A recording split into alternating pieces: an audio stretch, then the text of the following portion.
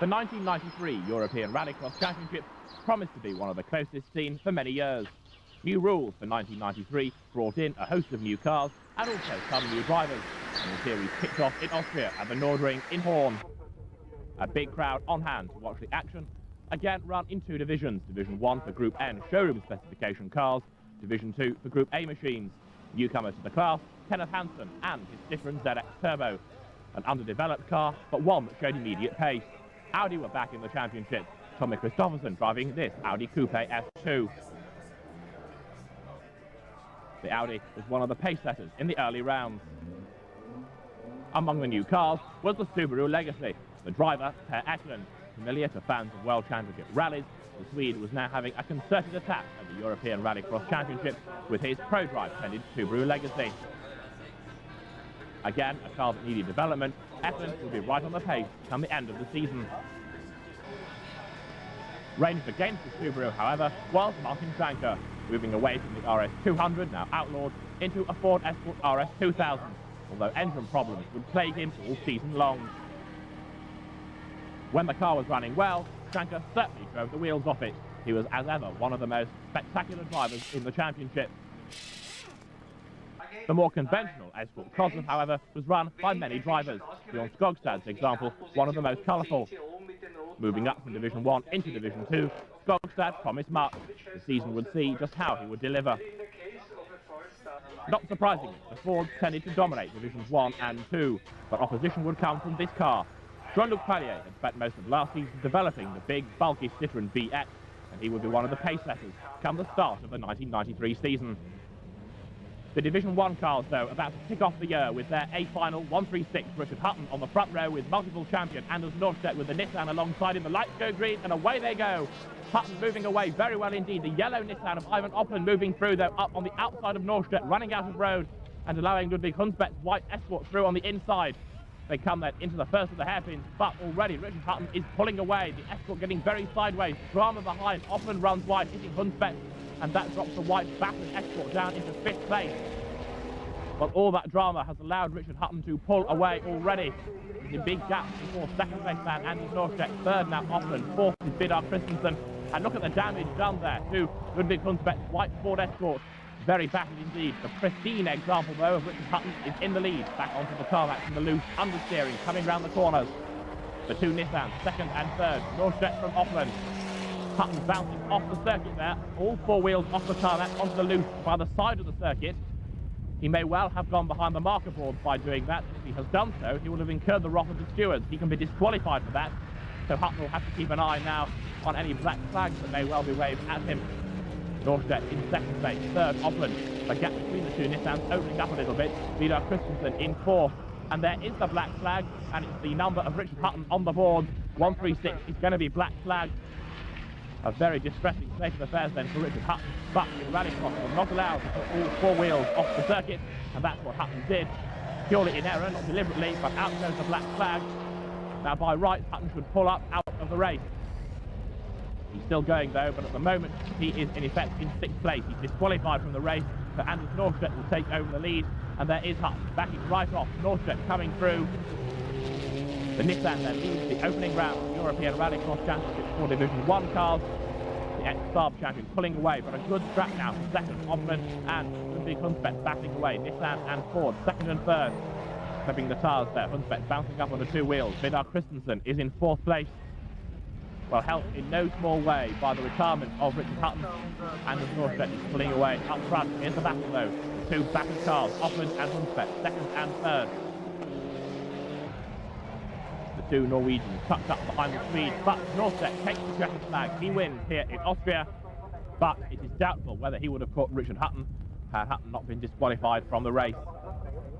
Christensen there going through in 4th, and a very distraught Richard Hutton walks to the officials to find out what he did wrong, and they explain that he put all four wheels off the circuit, and in Rallycross that means you can be disqualified. Hutton says it was purely in error, but the stewards are adamant Hutton is disqualified.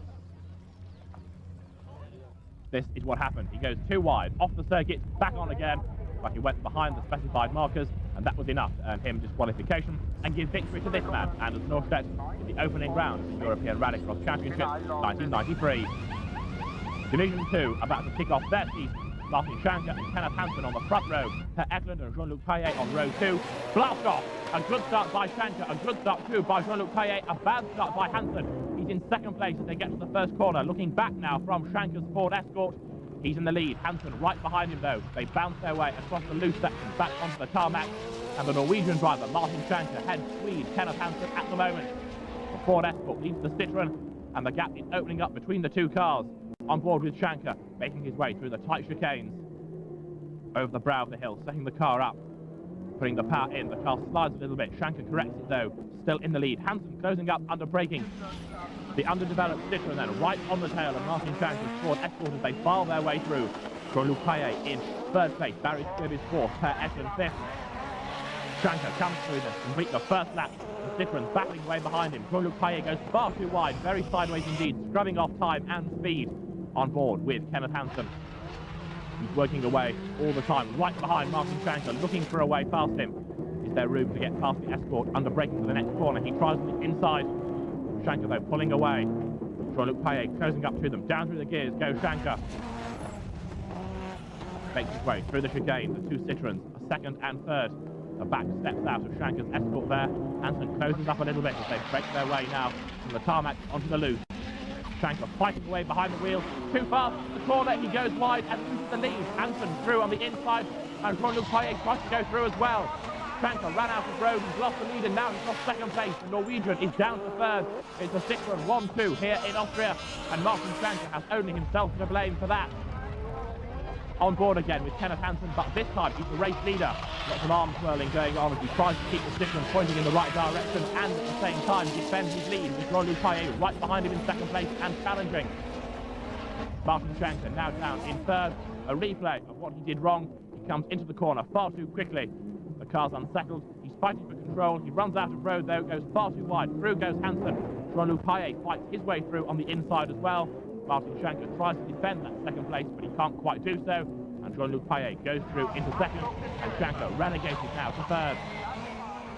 The Citroëns bounce their way across the line, and there is a very cross Martin Schanche, the Norwegian driver, down in third, and dropping away from the two Citroëns. Under braking, Jean-Luc Pailler closing right up. Hansen and Pailler certainly serving notes of what their cars are capable of this season. Again, Schanche fighting for control behind the wheel of the Escort RS2000. He hangs on to it, but all the time he's dropping further away from these two drivers, Hansen and Pailler, who are first and second. The more nimble ZX Citroën ahead of the big, bulky-looking Citroën BX of Jean-Luc Pailler. Remember, Hansen's developing this car race by race. Jean-Luc Pailler was racing his car last year, so he has more development knowledge of it under his belt. The first checkered flag of the season then falls to Kenneth Hansen, with Jean-Luc Pailler taking second, Martin Schanche third, Barry Squibb fourth, Tommy Christensen recovers to finish fifth, and Per Opland rounds out the six qualifiers for the A final. There is Kenneth Hansen, a delighted driver. He wins the race and therefore leads the championship after this first round, as Tommy Christensen congratulates him.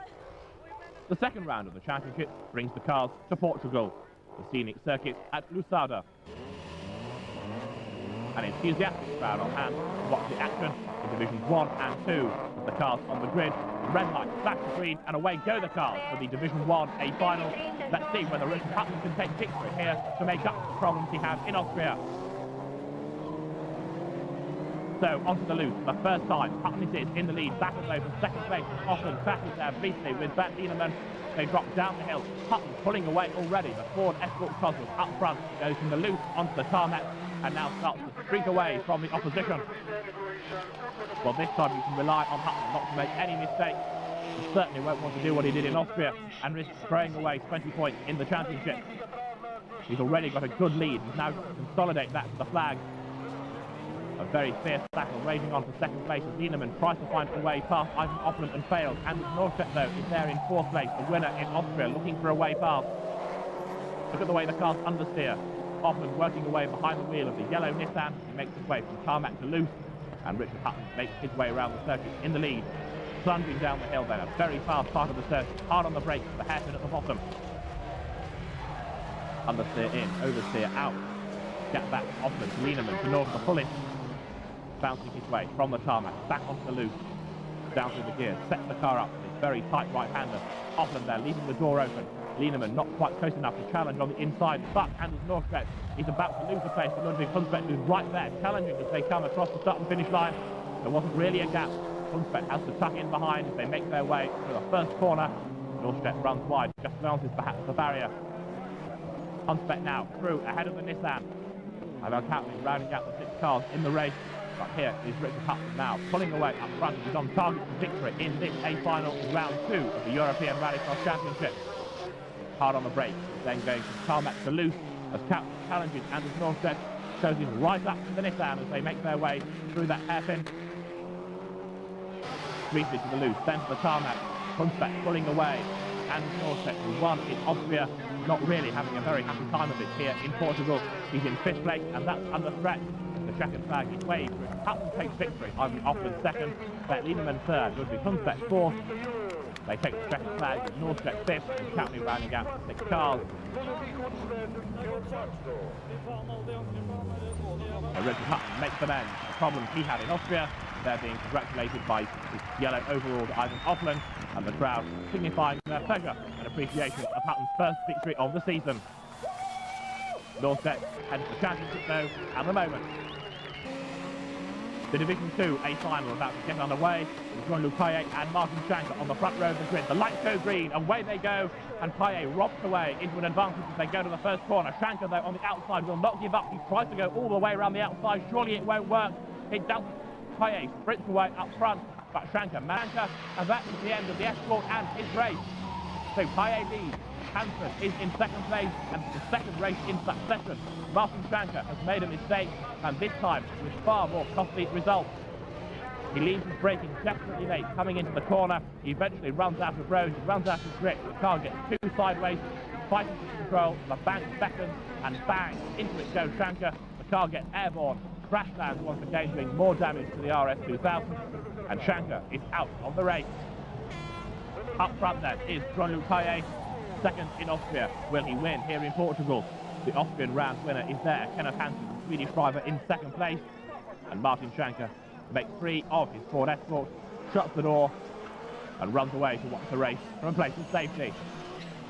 The leaders coming through then. Jean-Luc Pailler clear of Kenneth Hansen, and the gap between them would rather suggest that Jean-Luc Pailler is going to be able to hang on to this advantage until the checkered flag. And now he's got people running across the circuit to contend with as well.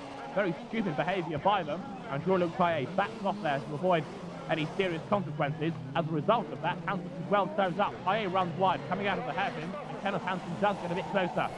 3rd is Tommy Christophersen with the Audi. 4th is Per Eklund. 5th is Bjorn Skogstad.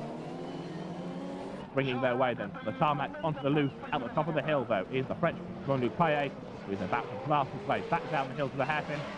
Hansen not really in touch, but on target for 2nd place.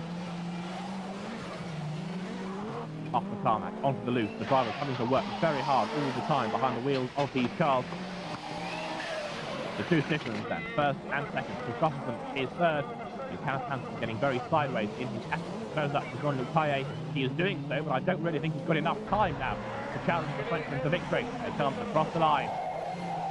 Hard on the brakes, squealing their way through the first corner. The acceleration of the big BX pulls him away once again from Kenneth Hansen. So Jean-Luc Pailler keeps his lead as he drops down the hill. Back onto the tarmac, very slippery though with all the dust and the grit being brought onto it. The car snaps sideways. Pailler controls it though. Back on the tarmac, heading once more for the loose. On the brakes, down to the gears. They turn left onto the loose section of the circuit.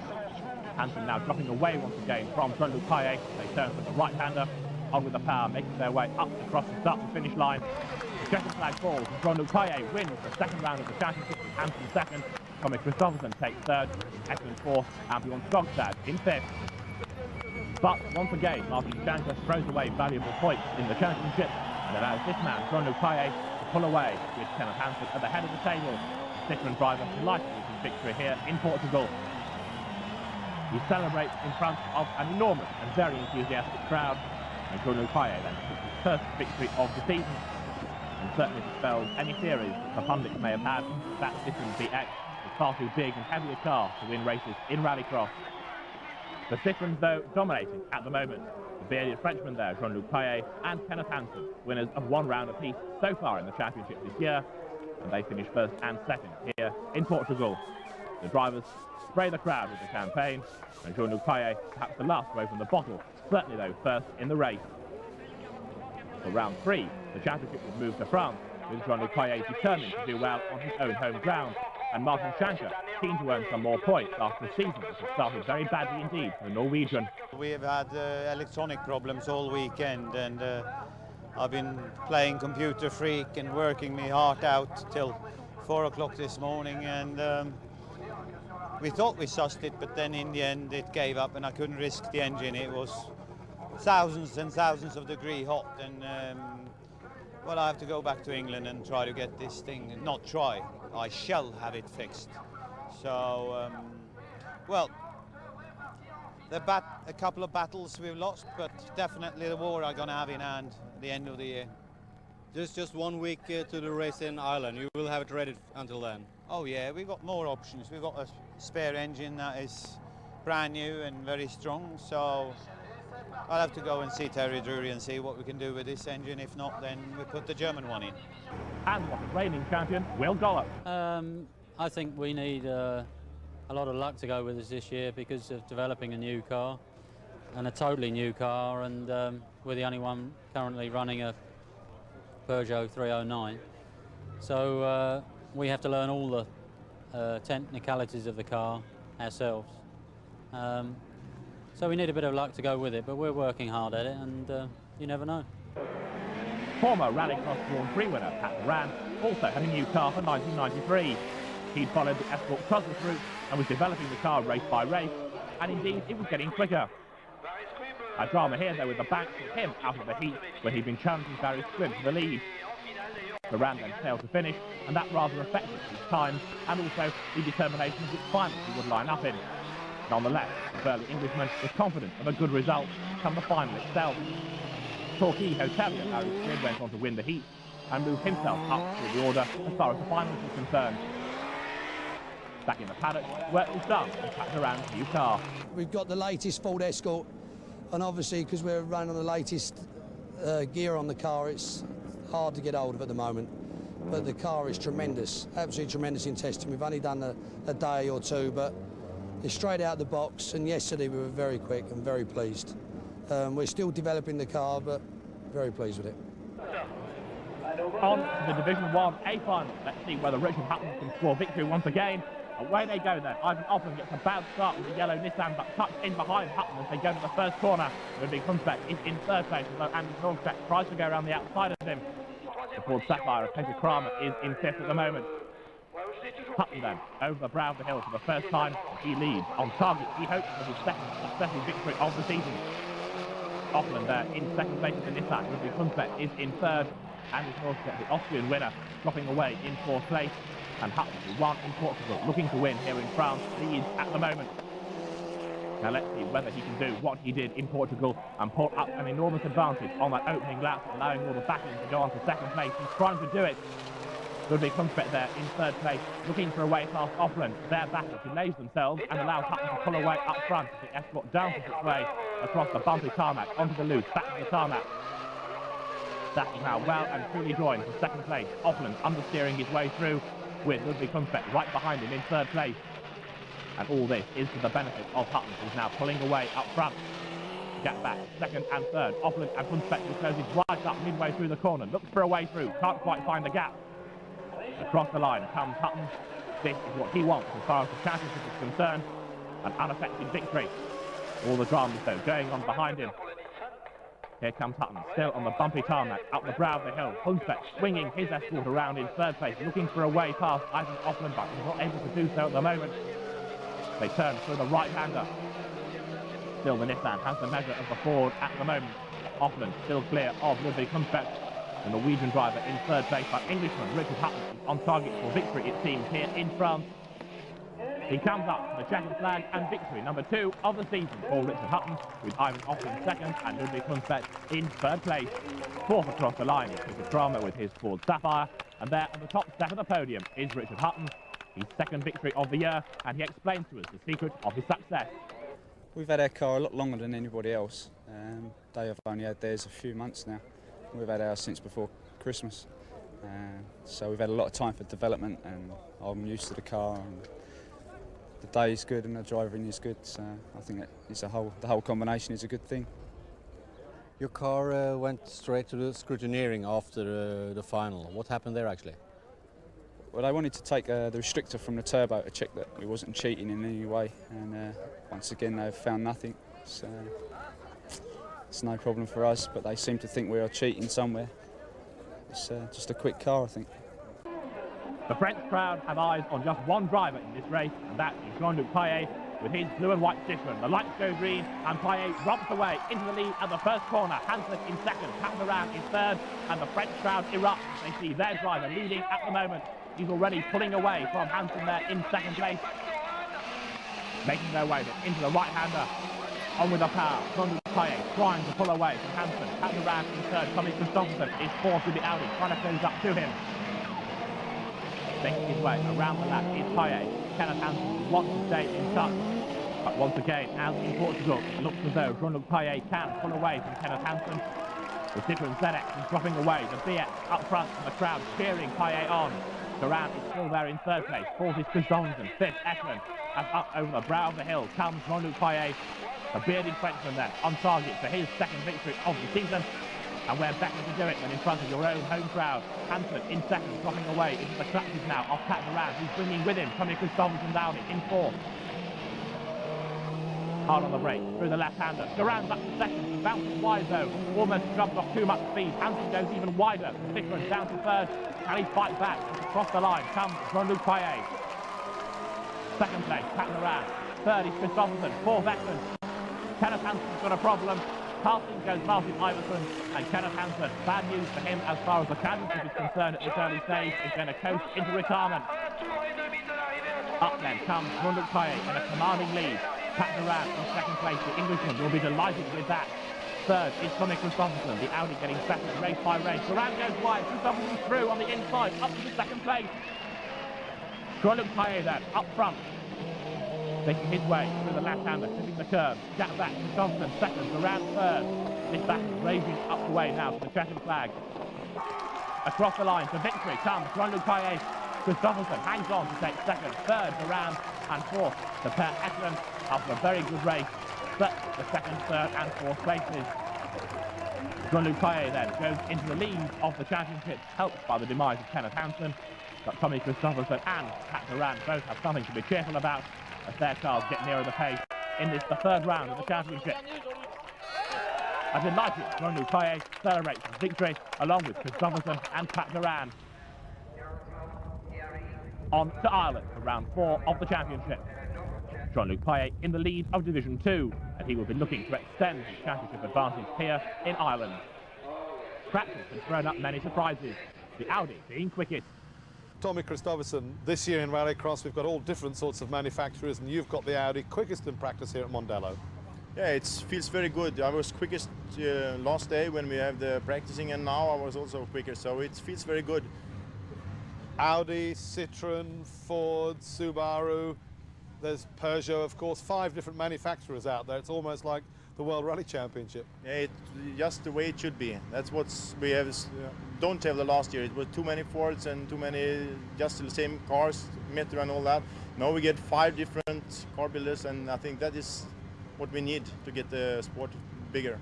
Yeah. Kenneth Hansen is another driver pleased with this year's championship. Kenneth, incredible competition in the Rallycross Championship this year with 5 different manufacturers, and Citroën, the car you drive, very well up there. Yeah, we are very satisfied with Citroën, and we weren't really expecting to be so fast from the beginning, but it has been really good for us.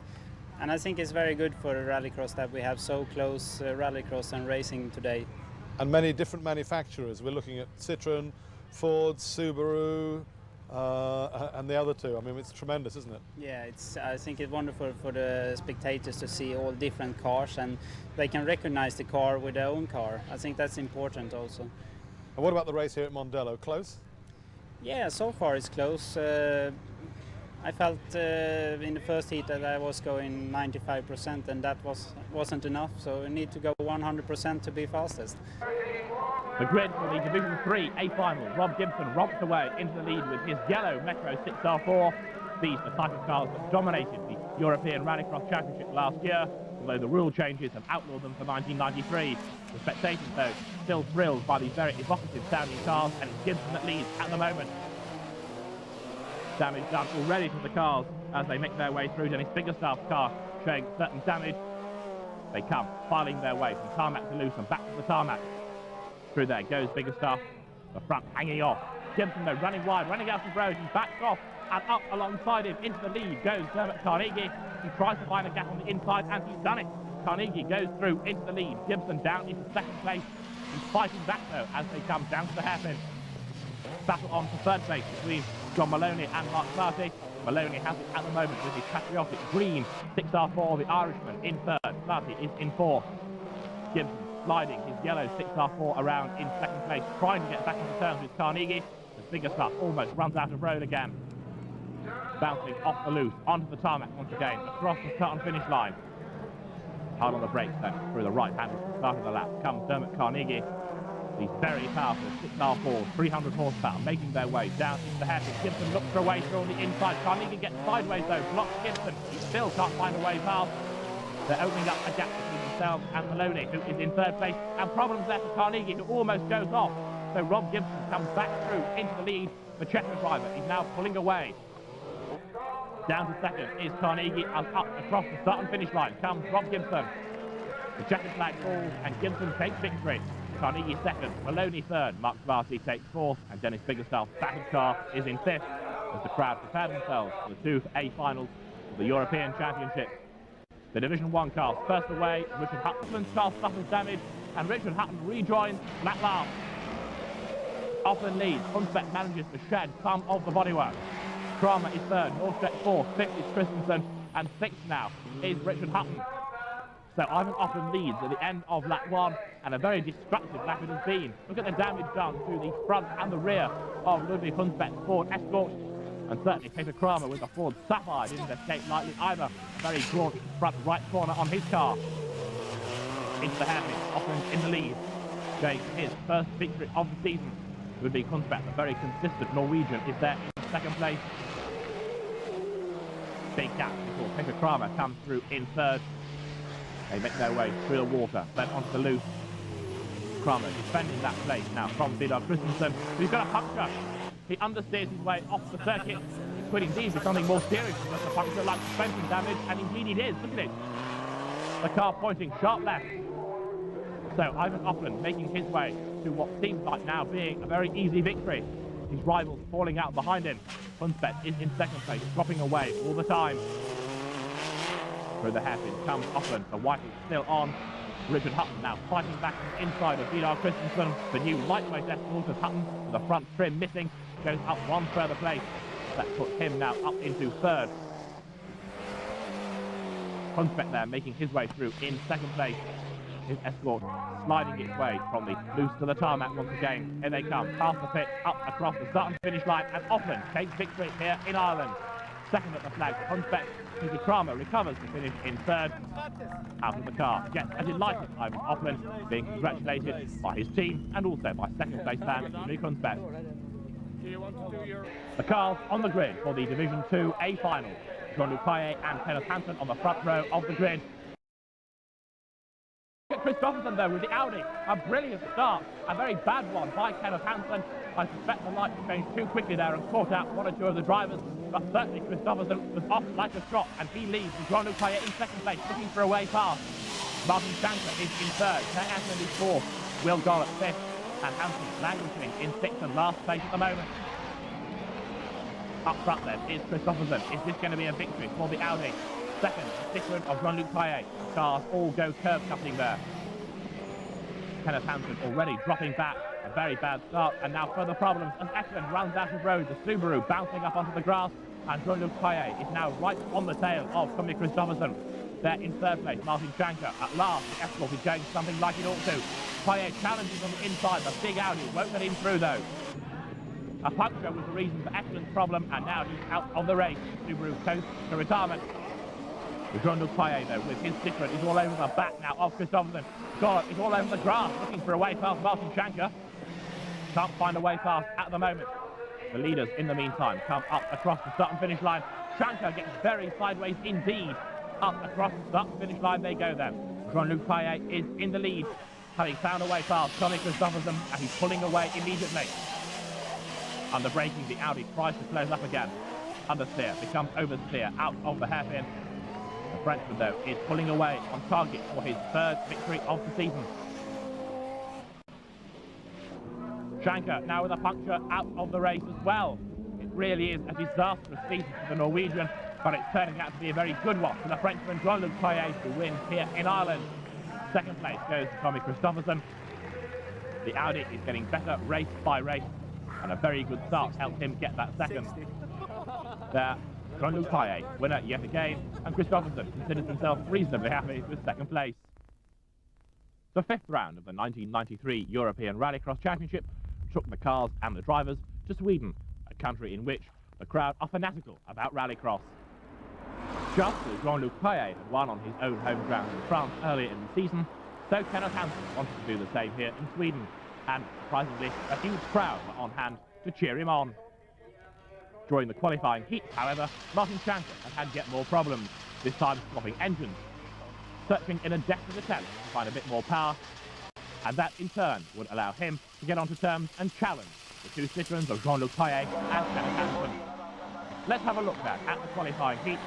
Kenneth Hansen away well in the red Citroën, but let's go on board with Martin Schanche as he throws us around the Swedish wildly understeering Ford Escort Cosworth. The RS2000 was down in third, and Schanche was very busy behind the wheel of it. All the time, Hansen was pulling away up front. Eivind with a flapping bonnet in second place, but smoke from the back of Schanche's Escort heralded problems for yet another engine.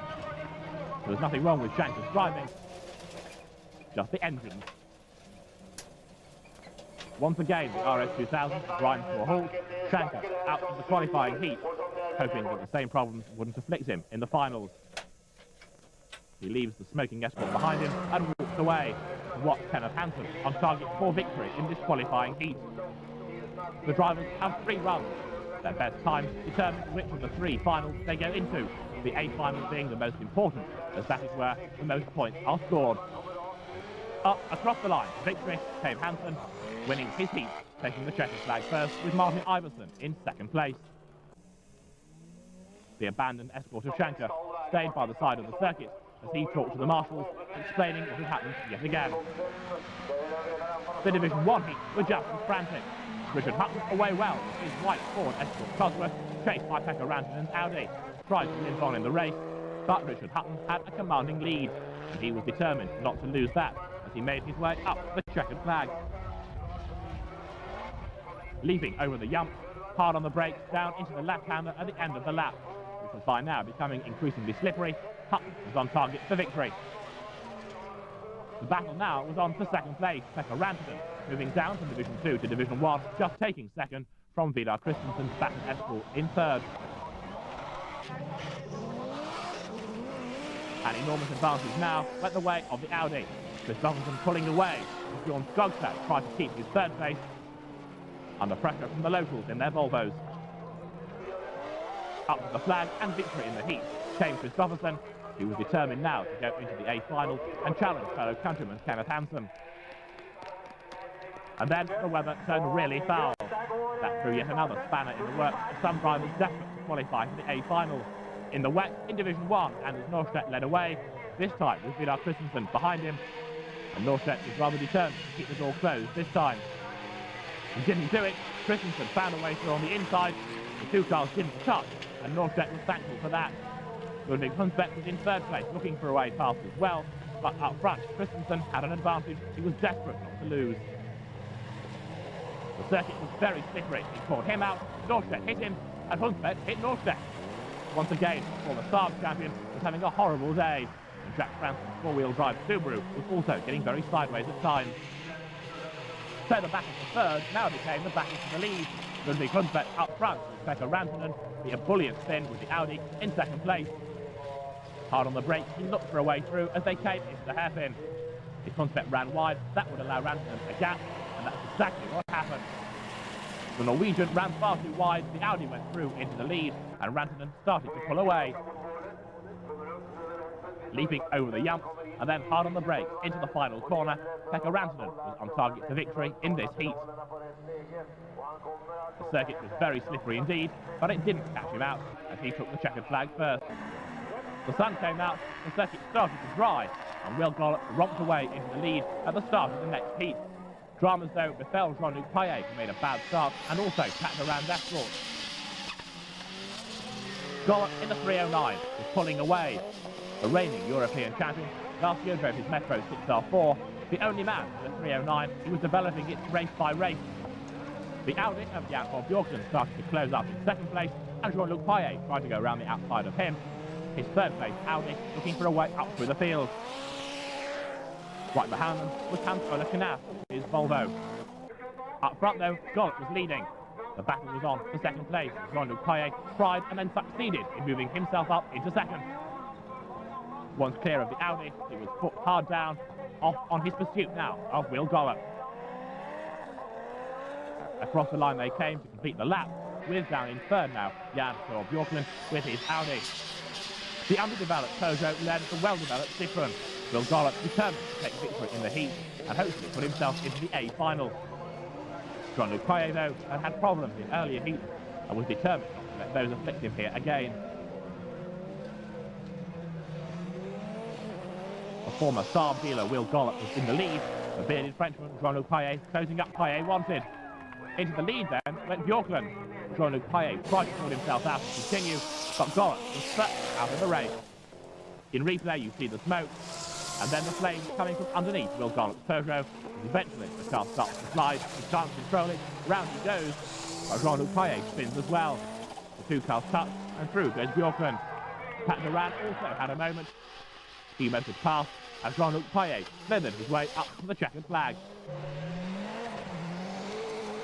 Never before had the Frenchman gone as well in the European Rallycross Championship. 1993 was beginning to look like his season. The crowd applauded his victory in the heat, but they were more concerned about watching this man, Kenneth Hansen, take victory in the all-important A final. Eager to impress, he had one plan in mind for the A final.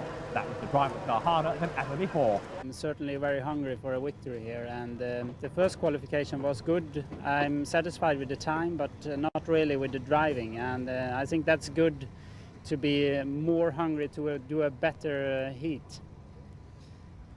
I have been here a lot of times and done a lot of races here, so for me it's not so difficult. But I think for the drivers who come from the south of Europe, they have little difficulties with all the jumps, and that's the favor for us here in Norway and Sweden, I think, to be on a circuit like this.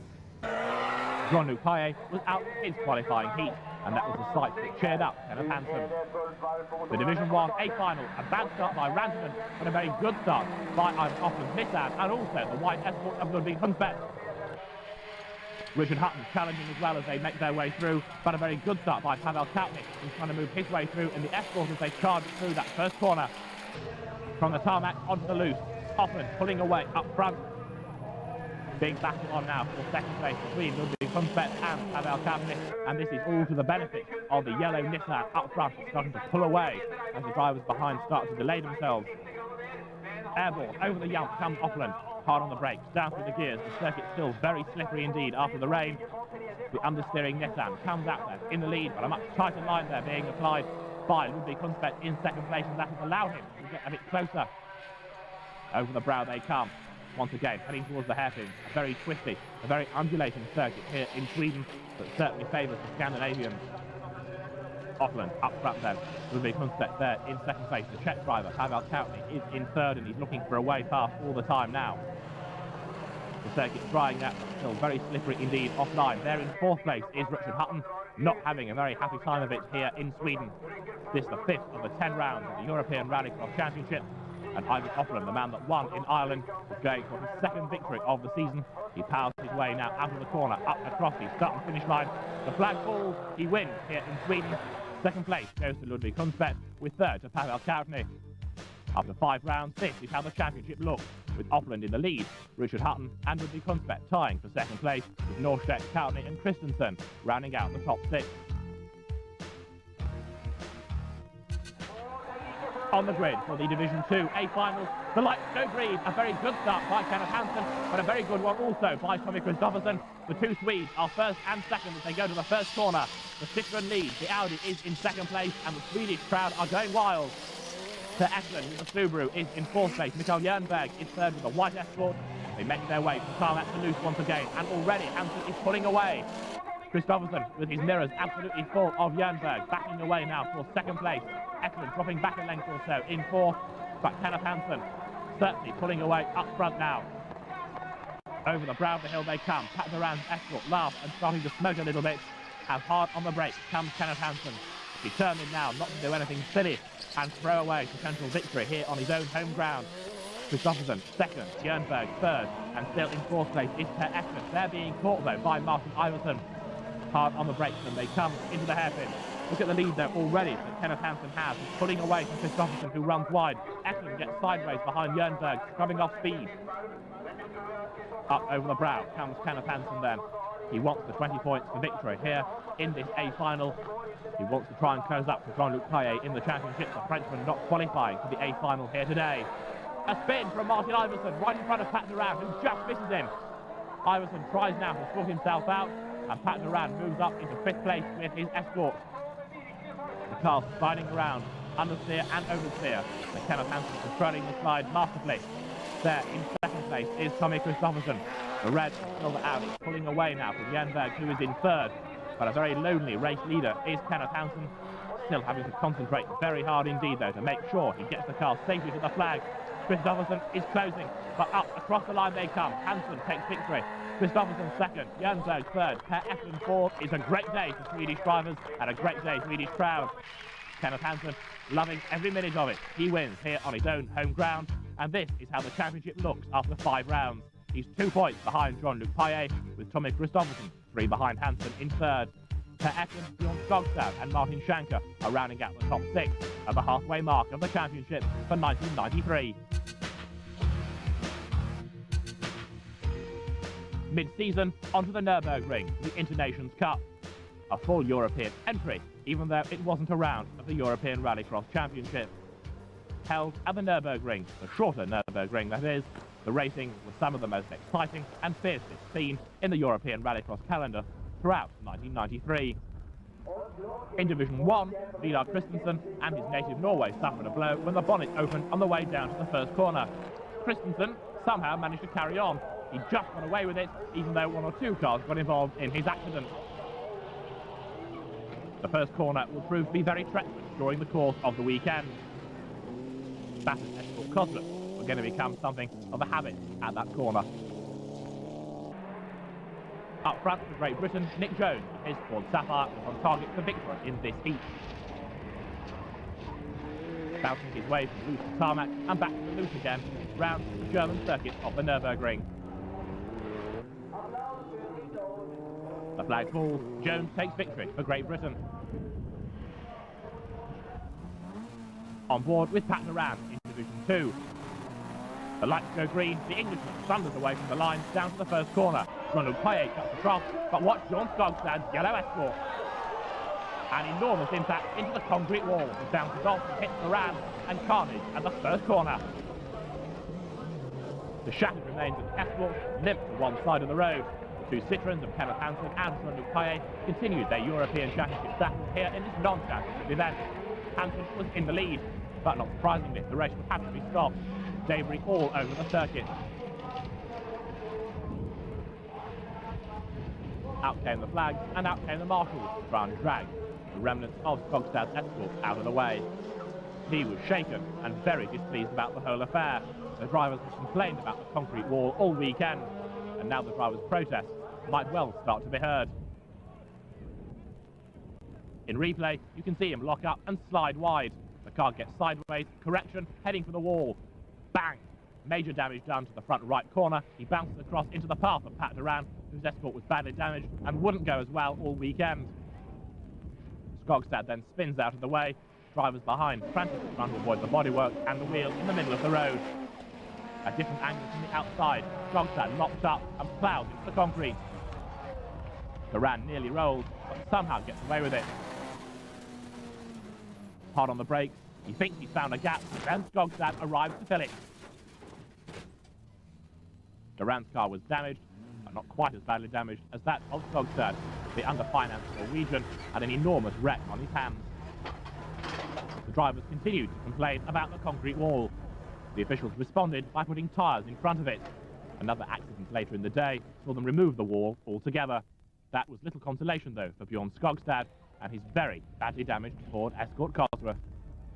Pat Durant was suitably unimpressed as well, his car suffering major damage, tripped into the barriers, the ensuing result of the clash with Skogstad at that first corner. And first corner dramas would continue throughout the meeting. Back to Division 1, the speeds may be slower, but still the drama at the first corner nonetheless exciting. A spin for Pavel Novacek, and just as he gets away with it, he becomes a little bit intimate with the Belgian driver Mark van der Put with his Ford Sapphire Cosworth. A spin right in front of the pack, they almost miss him, and through around the outside comes the nimble Metro of Dane Peter Nielsen. In more powerful company, the 1400cc car was a little breathless, but Nielsen was happy with its progress nonetheless. The crowd then waiting as Pat Durant lined up on the starting grid with his Ford Escort RS Cosworth. The Panasonic batteries back driver eager for victory here against the opposition. More points were needed for Great Britain in their bid to take the Internations Cup. Durant tried the grass on the way down to the first corner, but found his path blocked by the BMW ahead of him. From tarmac to loose, and then back to the tarmac. Durant fighting away behind the wheel, and also keeping one hand on the gear lever. Quick gear changes essential to save time and keep up momentum in rallycross. Steinar Urani was at the back of the field. Durant, though, was desperate to move into the front of the field. Once more off the loose and onto the tarmac. Lines himself up for an attack on the BMW and runs out of road. Off through the marker cones. Remembering what happened to Richard Hutton in Austria, Durant finds his way back into the circuit at exactly the same spot that he left it at. That drops him to the very back of the field. Up front and heading to victory was the BMW of Michel Liger. The M3 four-wheel drive was coming under pressure from Mikael Jernberg, the Swedish driver with the Escort Cosworth. The unconventional-looking BMW was just about managing to hang on to the lead at the moment. But Jernberg was right there, snapping at the Frenchman's heels, looking for a way through all the time.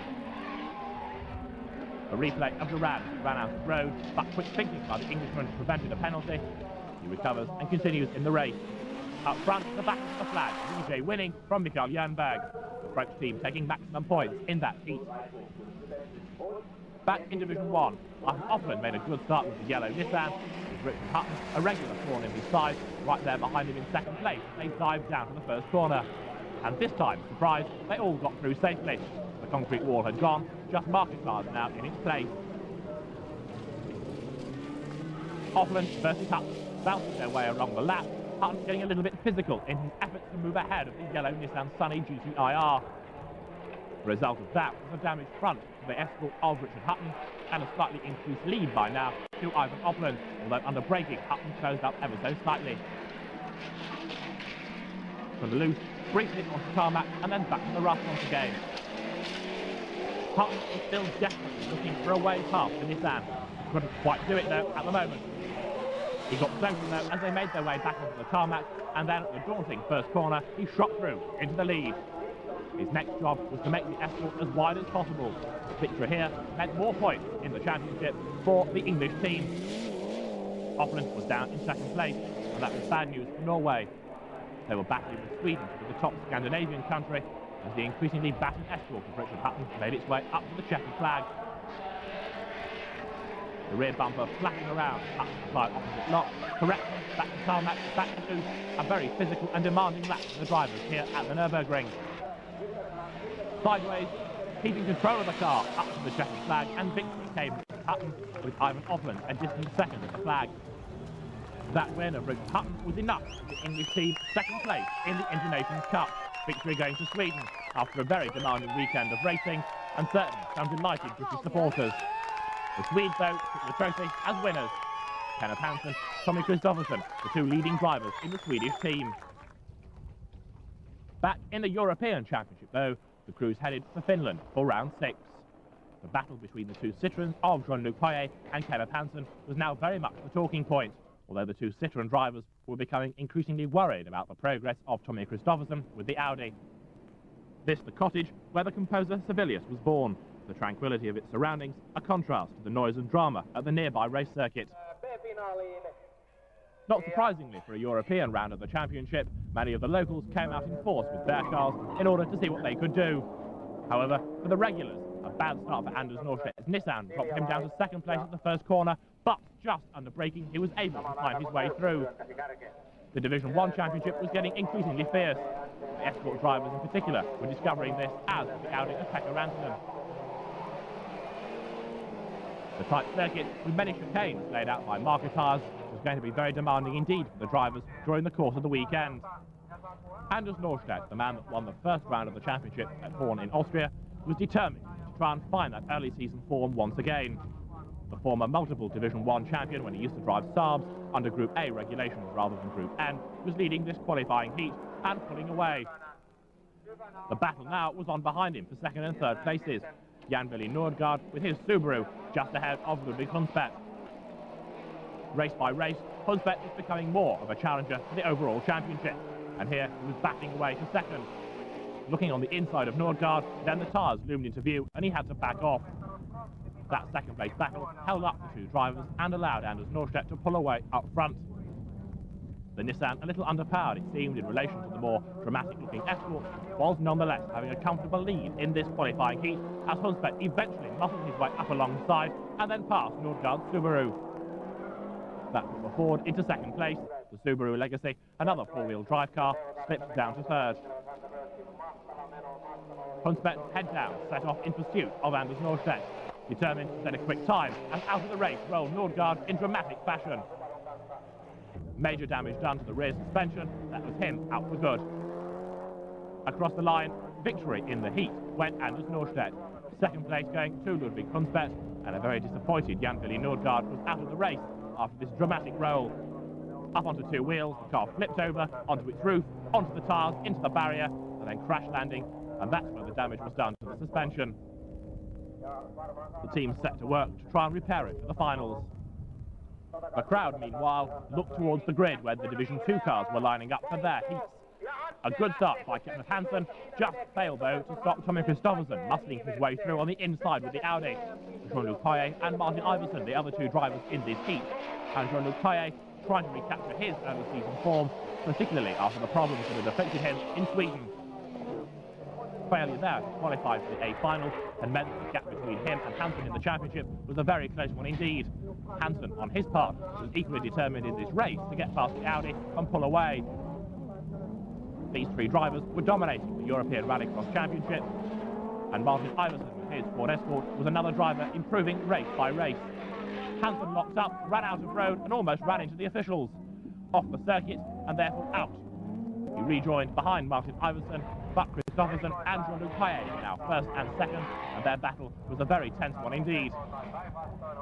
The Audi not quite as quick as the Citroën, but nonetheless Christophersen was able to keep Jean-Luc Pailler at bay. The determined young Swede was driving the widest Audi in the business, and he came up to the checkered flag to take victory with Jean-Luc Pailler in second place. The crews then had a little bit more time to prepare the cars before the finals. The Division 1 A final about to get underway. The cars will sag on their rear suspension as away they go. The Escorts are going to lead at the first corner. Richard Hutton it is up front, and Anders Norstedt gets muscled down to the back of the field as they come through. Off the tarmac, onto the loose they go. Hutton in the lead, Hunsbedt second, third is Eivind Opland, fourth is Vidar Christensen. They make their way behind the cars, begin to slow the cars down and make a false chicane, as dropping down the hill is Hutton from tarmac onto the loose. The car starts to slide, he corrects it though, determined to try and pull away now. Twice the victor this season, Richard Hutton has got Ludvigt Hunsbedt in second place. Hutton swinging the car sideways to try and keep the revs up, keep momentum going. A very battered Subaru of Nordgaard has indeed been repaired after the dramas we saw him have in the heats, and he's fifth at the moment. Hutton's Escort bouncing into the air there as Ludvigt Hunsbedt chases after him in second place. Vidar Christensen gets very sideways indeed in fourth with a red Escort. Hard on the power, back on the tarmac. pulling away now from Norstedt, who is up into 5th, Nordgaard down in 6th. The two escorts, though, are closing up 1st and 2nd. Hutton there getting a bit close to the tyres. He had to back off as a result of that. And that means now that Ludvigt Hunsbedt is getting ever closer to the young Englishman as they make their way through the loose back onto the tarmac, foot hard down, leaping over the brow of the hill and making their way now down once again towards the start and finish line. Opland is there in 3rd place. 4th is Christensen, under pressure now from Anders Norstedt, who's starting to close up to him. The leaders are nose to tail as Hunsbedt challenges and goes through, bang, into the side of Hutton. He clips the tyres, hops his way through. Ludvigt Hunsbedt leads, and once again he's driving a battered escort, and Hutton's got a puncture. Richard Hutton has a punctured tyre. He is going to be out of the race, and also out is Eivind Opland.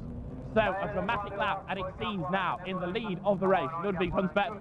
That is very good news as far as his championship hopes are concerned. And Norstedt up into 2nd place, profiting from other people's mistakes. Up out of the final corner, across the line, goes a delighted Ludvigt Hunsbedt, and he takes victory here in Finland. 2nd place goes to Anders Norstedt, and he's very happy with that. 4 points for him in the championship after a bad run of form. Richard Hutton soldiers on to the flag, full marks for that, but he's a long way down the order. The A final for the Division 2 cars. 6 of them lining themselves up. Keep your eyes on the 2 Citroens of Jean-Luc Pailler and Kenneth Hansen, who wait for the light to go from red to green. Who's going to make the best of the start? Then the engine notes rise, away they go. Good one by Hansen, bad one by Pailler, and through into the lead goes Tommy Kristoffersen. Kenneth Hansen is in 2nd place, 3rd Per Eklund, 4th is at the moment Bjorn Skogstad, but he's got Jean-Luc Pailler right behind him. Pat Duran's escort rounding out the top 6 at the moment as they come now over the turf back to the conventional racing circuit here at Hammarnila. Pat Duran rounding out the 6 cars then, but he's closing up on Jean-Luc Pailler, and up front Kristoffersen and Hansen bounce their way off the tarmac onto the loose of the circuit once again. Opposite lock being applied by Kristoffersen to keep the big Audi in check. Over the brow of the hill they come. Pat Duran dropping away with the Panasonic batteries escort, but up front there's no such drama for the Shell-supported Citroen of Kenneth Hansen. Up behind the semi-works Audi of Kristoffersen, which bounces very sideways indeed, and Eklund goes through to 2nd place. Per Eklund, a brilliant bit of driving, goes up into 2nd place, and Hansen's got a problem. He's missing. Skogstad 3rd, 4th is Pailler, 5th now is Pat Duran, and Kenneth Hansen has got a problem. He's out of the race, but look at Eklund go. Right on the tail of fellow countryman Tommy Kristoffersen, looking for a way past him. So is the young Swede Tommy Kristoffersen going to have his first win of the season, or will the older Swedish driver Per Eklund with the Subaru take victory? Here they come, up across the start and finish line. Eklund looking for a way past him then all the time. They leave the tarmac, they head once again to the dirt. Certainly under braking and through the corners, the Subaru gets much closer in a straight line there. The Audi pulls away. Eklund looking for a gap inside, not quite room to get past the bulky Audi. Eklund looking for a way past though all the time, putting Kristoffersen under immense pressure. Again, a gap on the inside, but not quite close enough to challenge this time. Still, Tommy Kristoffersen is resisting this pressure. He's managing to hang on to the lead. Eklund there in 2nd place. He can't get any closer now, surely. Up across the start and finish line again they come. Eklund tries the outside. Wide in, tight out, looking for a way past the Audi. As Jean-Luc Pailler looks for a way up into 3rd place at the expense of Bjorn Skogstad. Back to the tarmac. Eklund again tries the outside, tries to swing the car right through the corner. His path is blocked by the Audi. A vastly experienced Eklund, a real breath of and making Kristoffersen work very hard indeed for victory here. Jean-Luc Pailler challenging for 3rd place as well as Kristoffersen's Audi noses its way up into the lead once again. Here they come then, from loose onto the tarmac. He's managed to pull away from Eklund. What's happening for 3rd? Duran's 3rd, 4th is Skogstad. Where's Pailler gone? The flag falls, Kristoffersen wins, Eklund is 2nd, Duran takes 3rd, Skogstad 4th, and a battered Citroen of Jean-Luc Pailler comes through in 5th place, and that is not what he wants in the championship. His only consolation being that Kenneth Hansen scored very few points as well. Kristoffersen in the middle takes the first win of the season. The yellow overall Eklund was 2nd and Pat Duran 3rd. For round 7 of the 1993 European Rallycross Championship, the crews headed to Belgium. The Grotto circuit at Arendonk, and that was always the scene of some very dramatic rallycross action in the past, and 1993 proved to be no different. Sadly, they haven't opened, and it's a very slippery circuit indeed that Martin Schanche lined up on in his qualifying heat. Will Goller also in the lineup. and Martin Schanche determined to make a good start and try and pull away. Visibility through the screen was minimal.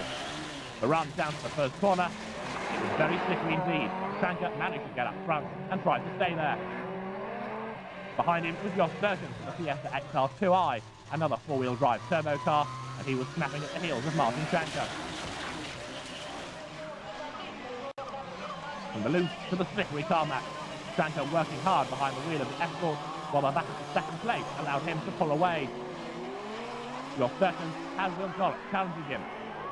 Through the loose, back to the slippery tarmac they went, but Gollop with the ever-improving Peugeot was up into second place as they turned into the tight chicane. The cars slithered their way through, Gollop now catching up to Martin Schanche. All the time, the Norwegian former champion had his fingers crossed he wouldn't have problems with the engine here in Belgium. As Gollop ran wide, trying to drench the photographers, Schanche pulled out his lead. The battle for second place raged on as Norstedt got ever closer. Gollop bounced all over the curves and the grass as well. The Peugeot 309 was up into second place, and he was determined to stay there, using as much of the road and the scenery as possible. Up front, Schanche was on target for victory. As ever, the flamboyant Norwegian making life very easy from outside the car, where things were very different behind the wheel. The checkered flag and victory for Schanche.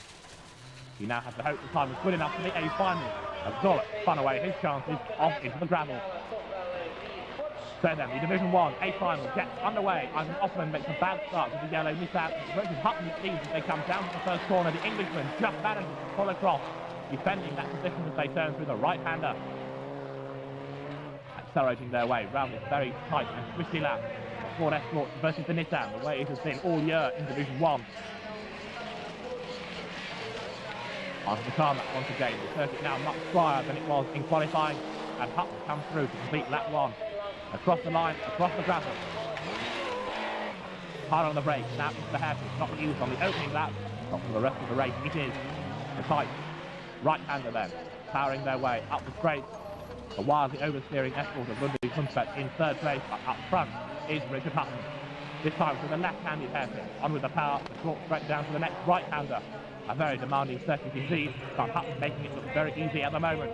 And as long as he doesn't make a mistake, he should be safe up front.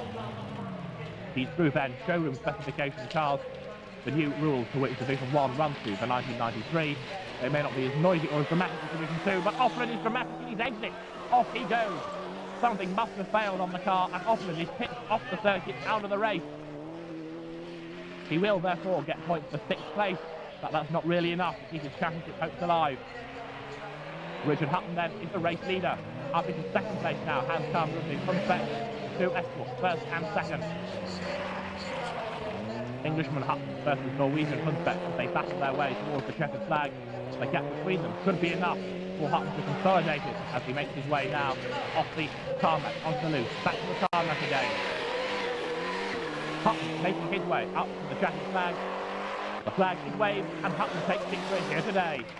Look back, second across the line is Ludvigt Hunsbedt. The Norwegian with the Ford Escort then, not quite close enough to Hutton to challenge. The Division 2 A final is about to get underway. A good start by Martin Schanche, but what are the Citroens doing as they go down to the first corner? Pailler is on the outside and bounces his way around the outside into the lead. A brilliant start by Jean-Luc Pailler, but I think he's gone. Schanche is up front. You can see Jean-Luc Pailler slipping in the mirror. He gets even wider, off the circuit, back on again, and Hansen is up in the second place. Schanche then leads in the Escort. The crowd going wild as this dramatic race unfolds. Christensen is now third. Jean-Luc Pailler is fourth, being tapped sideways by Per Ekman. It's all happening as now Jean-Luc Pailler goes around the outside of Tommy Christensen, looking for third. He's done it, but he goes sideways and spins off the circuit. The dust is still settling as Jean-Luc Pailler, now sixth and last, recovers.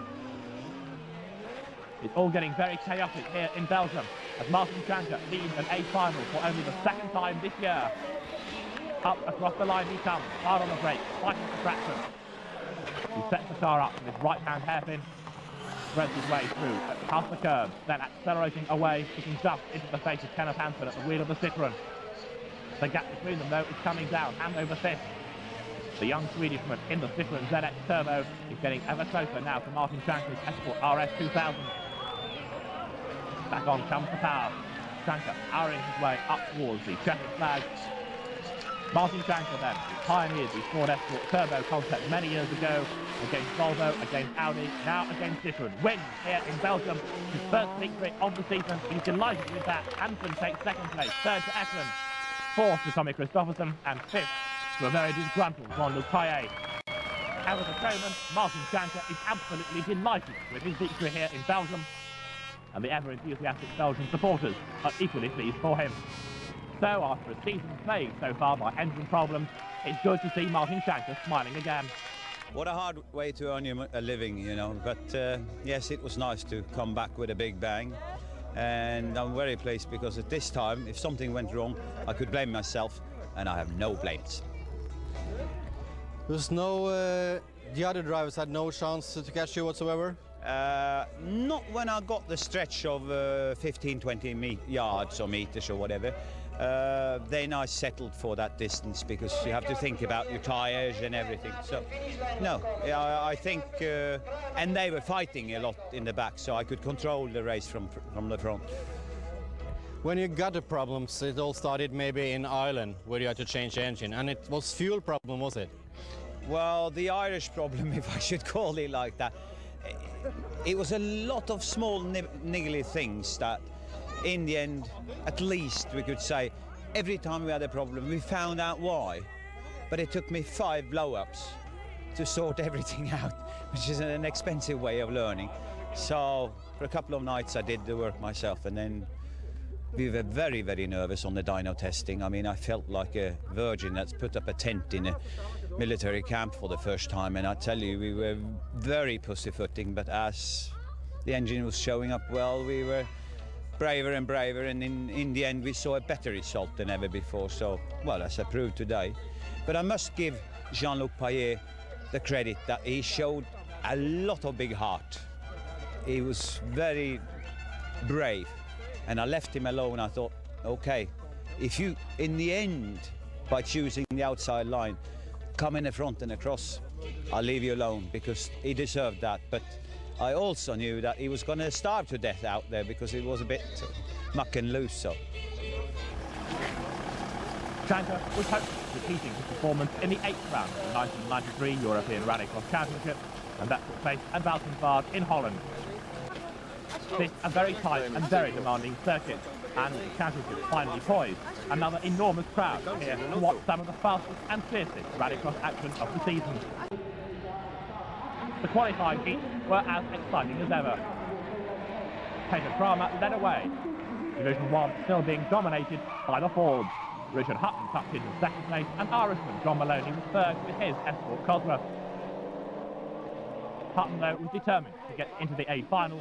To do that, he needed a quick time, and therefore he had to get past Kramer with his rather ill-handling Sapphire.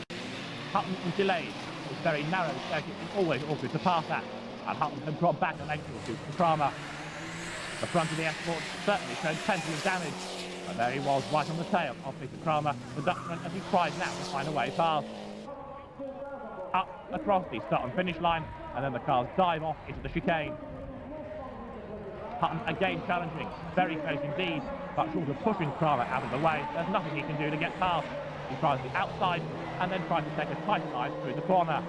That didn't work either. The car drifted wide, and Kramer was making that Sapphire as wide as possible.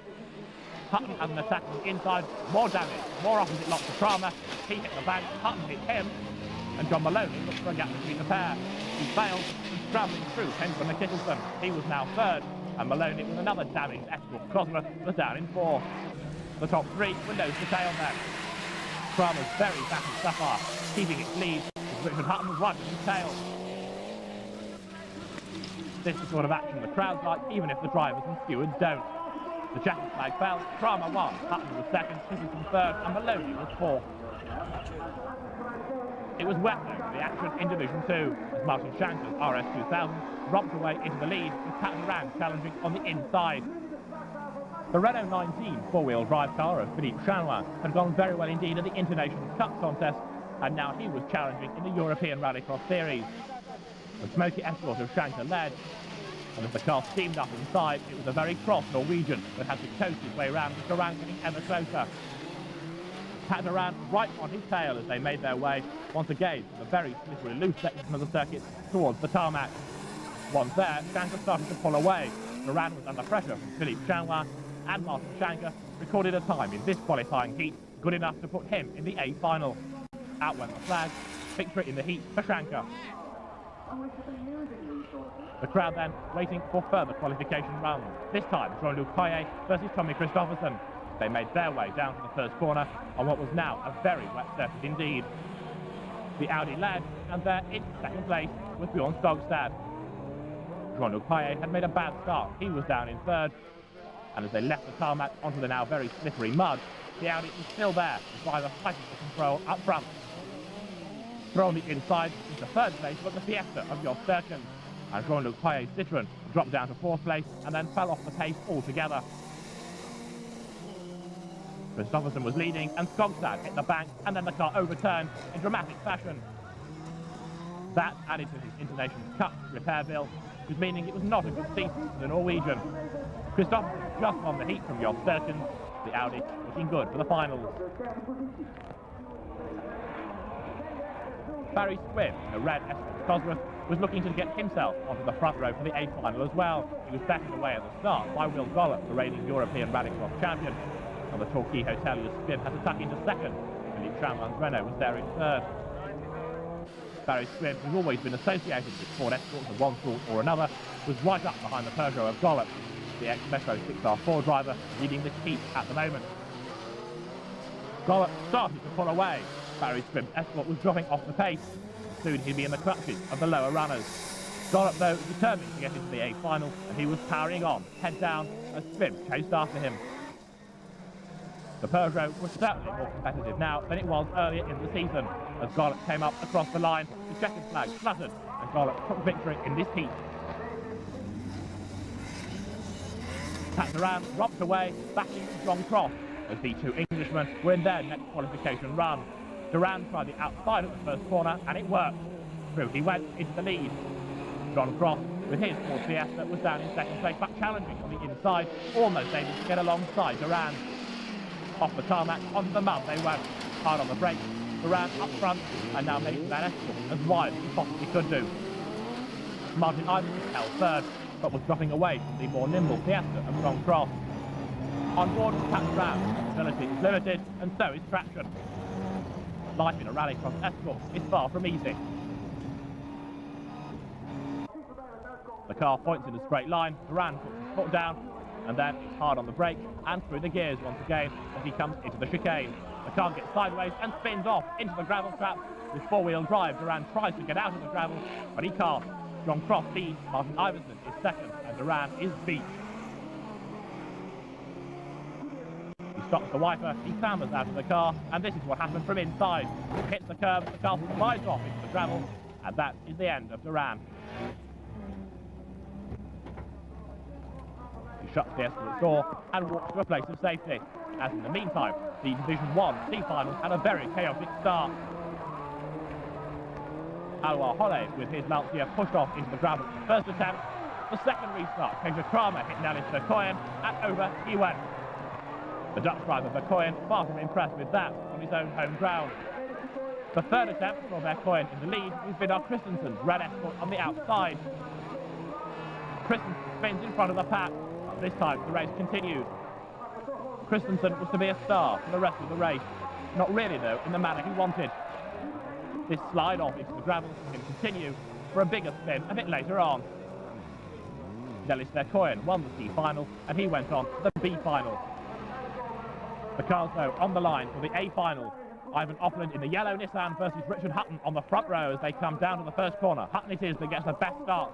Opland though trying to go around the outside, they make brief contact, and Hutton it is who leads. They turn through that right-hander, the road very slippery indeed. They power their way under the bridge. Hutton is up front. Opland there in second, giving energetic chase as they come onto the very slippery mud. Hutton all crossed up, fighting for control behind the wheel of the Escort. Turning now through, making his way around the lap with Opland there in second place. Hunsbedt is third. Powering their way towards the tarmac. Look how sideways Richard Hutton gets, and that allows Opland through on the inside. A new race leader, Eivind Opland, goes into the lead, and Hutton drifts so wide that Ludvigt Hunsbedt comes through into second place. A disastrous moment then for Richard Hutton. He drops from first to third and now to fourth. Peter Kramer coming through on the inside. The race leaders then coming into the chicane. Eivind Opland heading for the curbs. He's locked up, clips the curb there on the inside, carries on unabated with in second place Ludvigt Hunsbedt there pulling away from Peter Kramer. The circuit very slippery indeed. The drivers have to be very careful. Heavy breakers as well see the cars buck up and slide wide, and Eivind Opland very nearly did that at the chicane. Hunsbedt right on his tail. With a bit of a nudge as they come through that right-hander, on with the power, sliding the cars through the mud. Richard Hutton drifts wide, Richard Hutton goes into the back. Disaster for Hutton, steam comes out of the front of the car, and Richard Hutton is out of it, side by side for the lead. Hunsbedt Escort on the inside, Opland on the outside, they're heading towards the very narrow chicane. Opland locks up, hits the curve, straight lines the chicane. Well, Richard Hutton's got a penalty for doing less in Austria, so Opland, I suspect, will get one here as well. He misses out in effect the chicane, he pulls away from Ludvigt Hunsbedt. The Norwegian will not be happy about Opland's manoeuvres there. He closes up once again as they leave the tarmac into the mud, but the official has a good look at that. Nose to tail then, the two leaders as they go past Hutton's stricken car. Opland versus Hunsbedt all the way to the checkered flag. The circuit is very narrow indeed, and that really is the major reason why Ludvigt Hunsbedt can't find a gap, can't find a way past Eivind Opland. Right up behind Opland, hoping he makes a mistake and drifts wide, but I don't think he's going to do so. The checkered flag at the ready, but also the black flag. Opland is being disqualified, so Ludvigt Hunsbedt wins the race, his first victory of the season, and that sees the championship looking like this after 8 rounds. Hunsbedt clear with Opland second, just 2 points ahead of Hutton.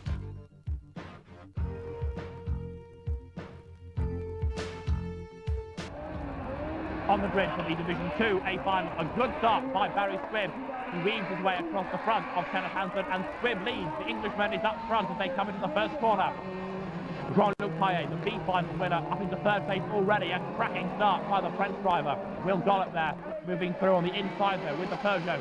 So he is third, and Jean-Luc Pailler goes down to fourth. Barry Squibb fighting for control behind the wheel of the Escort. Kenneth Hansen there in second place. Will Gollop in third, and Hansen goes through into the lead on the outside of Barry Squibb. Has Squibb got a problem? Certainly Hansen is through, and Barry Squibb fighting for control behind the wheel of the red Escort Cosworth. Will Gollop now into third place in the Peugeot. Fourth is Jean-Luc Pailler, fifth is John Cross. Here come the leaders then across the start and finish line.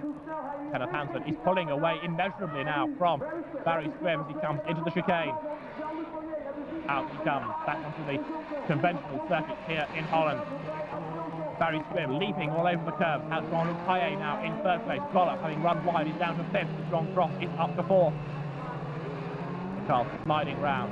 Jean-Luc Pailler right now on the tail of Barry Squibb.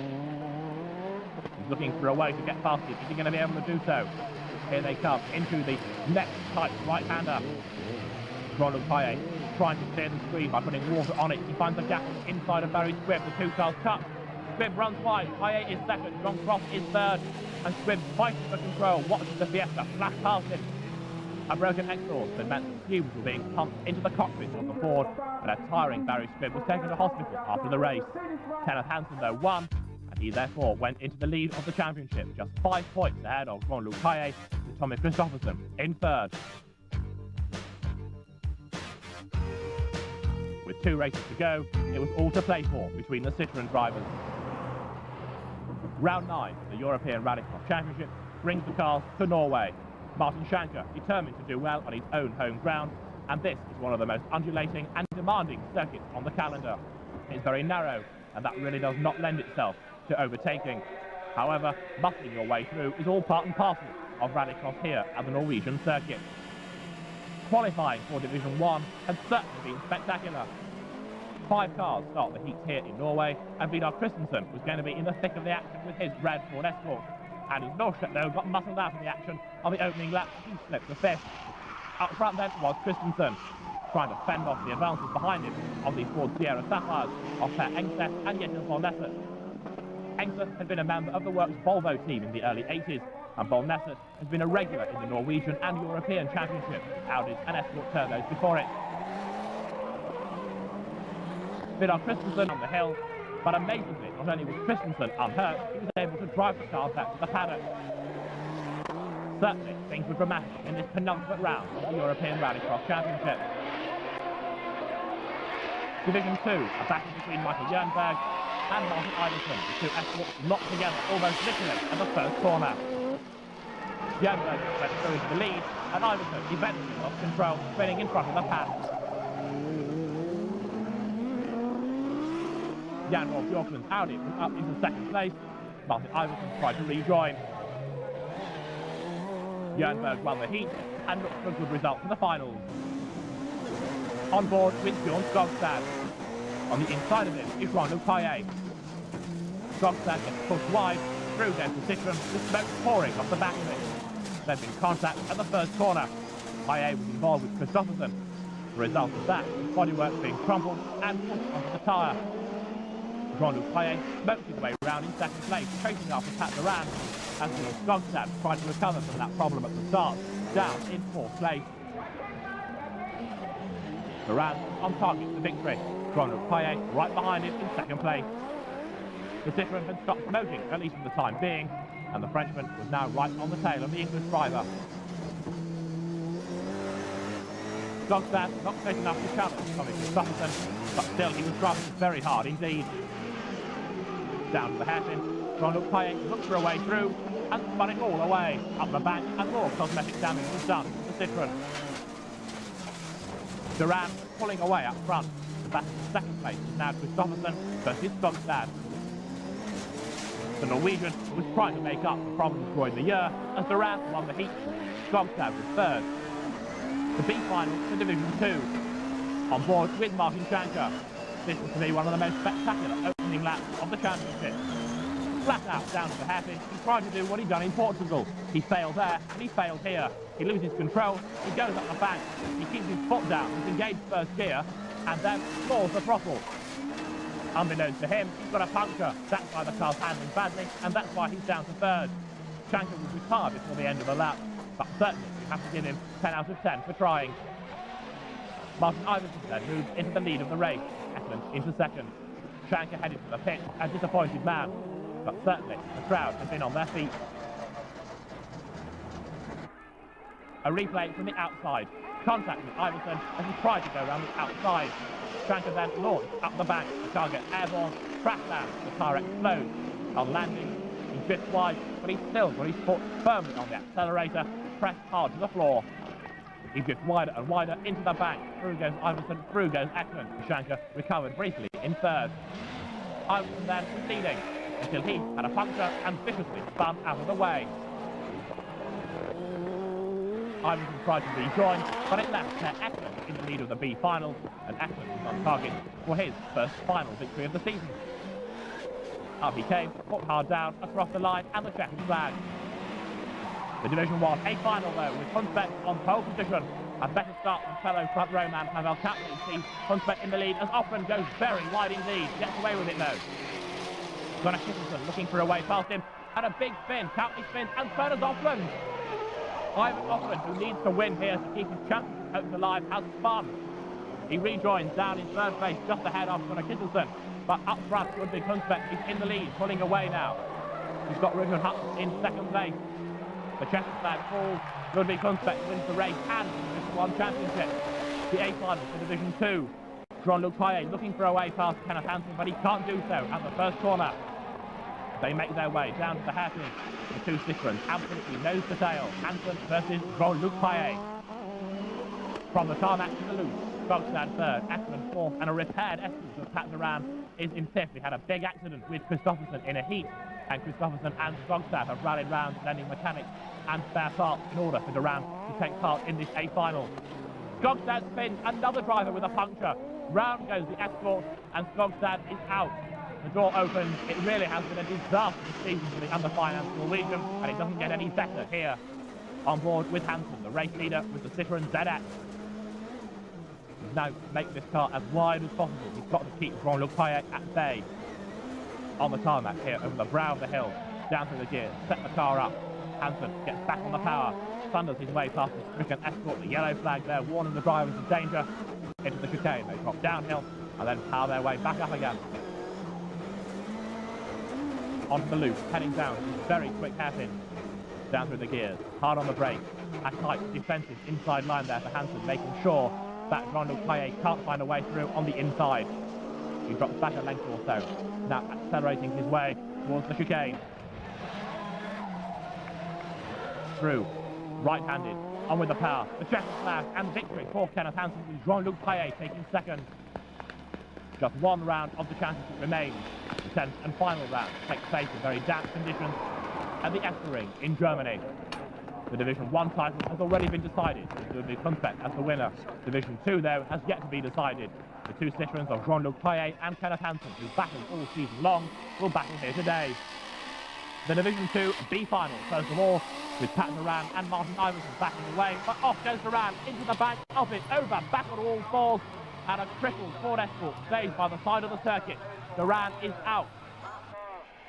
A very badly damaged car indeed. So Martin Iverson it is in the lead. The drivers having to be very careful on this very slippery circuit. The Fiesta goes through of Jos Sturkens, but a replay of Pat Duran's moment sees him try to go around the outside of Iverson. A little bit of contact unsettles Pat Duran. The car snaps sideways. He heads for the bank, into it he goes, up it. The car bounces down on the side, the driver's side, remember, and then crashes onto all four wheels. Lots of damage done to the Escort, and Duran is far from happy. Martin Iverson then, on target for victory in this B final. That will put him into the A final, remember. Iverson then in a comfortable lead. All the drama going on behind him. A suspension drama's sideline reigning champion and now outgoing champion Will Gollop. Iverson though slowly making his way round to the flag. He's back right off, accelerates his way over the line, the checkered flag is waved, and Iverson takes victory. He then joins them in the Division 2 A final, but the Division 1 cars are go. Opland gets the best start. Peter Kramer coming up on the outside as well. Ludvigt Hunsbedt, the new champion, is in third place, and as Norstedt fourth, as Kramer gets sideways in front of Hunsbedt. Opland then in the lead. Very disappointed that he couldn't take the championship this year, but Ludvigt Hunsbedt, the newly crowned champion, is in third. And as Norstedt there in fourth with his Nissan as they come down to the hairpin. Hard on the brakes, a very slippery circuit indeed here today. The final round of the championship taking place in awful weather conditions. Vidar Christensen right on the tail of Norstedt. And Opland's got a problem. He slowed right down. Eivind Opland crawling round. Ludvigt Hunsbedt is closing up to him. He's got to muscle his way past Kramer first of all. A big dent at the door of the Sapphire Cosworth as they make their way from tarmac to loose. There's not much difference though between the two surfaces. Such is the slippery nature of the circuit here today. They turn through the hairpin, back down onto the tarmac. Opland has speeded up again. Let's hope it isn't a serious problem for him as he comes down to the hairpin. He's locked up. He's going to slide very wide indeed. He manages though to keep the car under control. What's happening for second? Kramer has it at the moment from Hunsbedt, from Norstedt and then Christensen. The increasingly dirty and battered cars battling away. And it's happened again. Opland has slowed right down once again. He crawls his way through the corners, blasts his way over the line, and then speeds up. A mysterious problem then for Eivind Opland, and here's the battle now for second place. It's Kramer ahead of Norstedt. Up into fourth now, it's Vidar Christensen, so down to fifth has gone Ludvigt Hunsbedt. His white Escort down to fifth, smoke coming from under the bonnet of Norstedt's Nissan. It's all very dramatic here in Germany in this final round of the championship. Norstedt slows down, through goes Christensen, through should be able to go Hunsbedt as well. Hard on the brakes they come, into the hairpin. Peter Kramer on target for second in an A final, his best finish of the season. Ludvigt Hunsbedt then, under great pressure. And once again, Opland out across the start and finish line. The checkered flag is waved to him in rather forlorn fashion, but Opland wins. Second goes to Kramer, third to Vidar Christensen, and fourth to Ludvigt Hunsbedt after a very dramatic race indeed. Opland disappointed not to be champion, but happy to have won the final race of the year. The top three on the podium. Opland in the middle, opening another bottle of champagne, and about to give the crowd another lesson in alcohol abuse. Sprayed all over them and the drivers. At the end of the year, after counting their best 7 scores, Hunsbedt and Opland were tying on points. However, Hunsbedt had a greater number of points to drop, and he was declared the champion. Opland took second with Richard Hutton third, and as Norstedt was fourth, and Peter Kramer fifth. The Division 2 A final gets underway with a very bad start by Martin Schanche, but a cracking start from Per Ekman. The Subaru leads onto the shale they go for the first time. Kenneth Hansen is there in second place. Jean-Luc Pailler is third, pushing their way up through the order. Remember, the championship is to be decided between Hansen and Jean-Luc Pailler in this race. Everything to play for then between the two drivers as they come down to the hairpin. Per Ekman turns through in the lead. Kenneth Hansen wants to be ahead of him. He wants to put as many cars as he can between himself and Jean-Luc Pailler, and at the moment it's not working. Eivind, the B final winner, going through at the back of the field, and Ekman coming through very slowly, understeers his way through. Hansen is going wide as well. Jean-Luc Pailler looks for a way through to try and find a way into second. Can he do it? No, he can't. Not yet. He's right there on the tail of Hansen, looking now for a way on the outside. Swings across, right behind the red Citroën ZX. They go. The hairpin at the top of the lap. Schanche is there in fourth place, but the two Citroëns are side by side. Jean-Luc Pailler on the outside. They make contact. He's going to go through. No, he's not. Hansen fights back, and Kenneth Hansen retakes that second place. He turns through, but that contact may well have caused problems for the cars. Let's see whether any damage was sustained by them. Certainly Hansen's got a problem. He's spun. The tyre's gone down. Hansen has spun away any hope he has of the European Rallycross Championship, and so this man, Jean-Luc Pailler, is now just on a couple of laps away from being declared the champion for the first time. Schanche is third, Christopherson is fourth, but Per Ekman is showing them all how it should be done. Subaru is in the lead and pulling away. Hansen rejoins.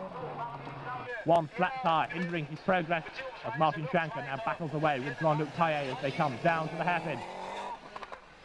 They turn through this very tight right-hander. The circuit awash. They go on the pedals once again, accelerating out of the corner. Christopherson is there in fourth. Here is Per Ekman, though, on target for his first A-final victory of the season.